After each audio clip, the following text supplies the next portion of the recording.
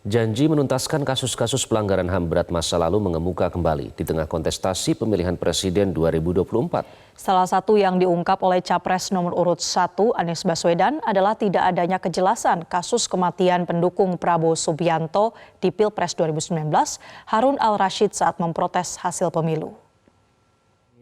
Pas waktu itu saya ditelepon sama Pak Anies, bahwasannya beliau meminta izin untuk menyebutkan nama almarhum Harun Al-Rashid di acara debat nanti malam gitu.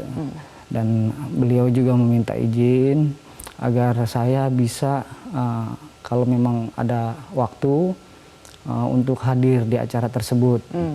Hanya itu aja sih. Lalu saya senang dengan diundangnya saya ke tempat debat di KPU itu, karena saya selama 5 tahun ini memang berjuang untuk mencari keadilan, namun tidak ada kejelasan, ya kejelasan itu tidak ada.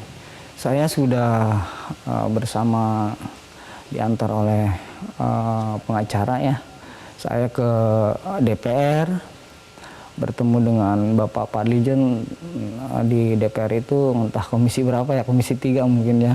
Terus saya juga ke Komnas HAM, saya juga sudah ke LPAI, saya juga sudah ke KPAI, dan semua instansi-instansi terkait sudah saya datangi.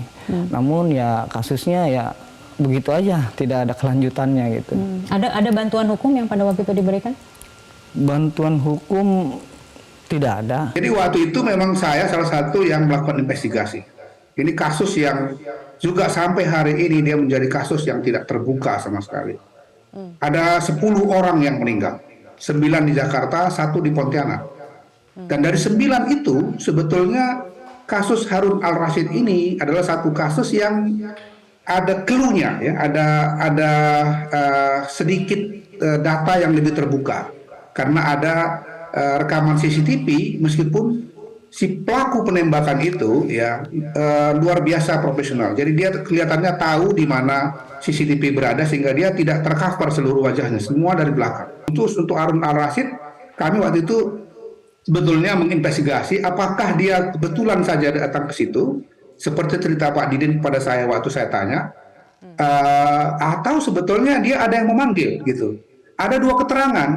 Satu keterangan seperti yang Pak Didin sampaikan, sepertinya dia pergi saja karena ada keributan satu tempat, mungkin dengan teman-temannya pergi ke sana. Tapi kami juga mendapat info dari teman yang lain bahwa dia ikut di dalam aksi massa itu karena katanya ada yang menggerakkan. Itu yang kita dalam rekomendasi Komnas HAM waktu itu kita usulkan supaya ini didalami lebih jauh. Kasus Harun ini sebetulnya ada sedikit clue-nya dibandingkan yang lain, betul-betul gelap itu juga tidak lanjut. Termasuk yang di Pontianak, termasuk ratusan demonstran yang cedera, dan ada 280. Jelajahi cara baru mendapatkan informasi. Download Metro TV Extend sekarang.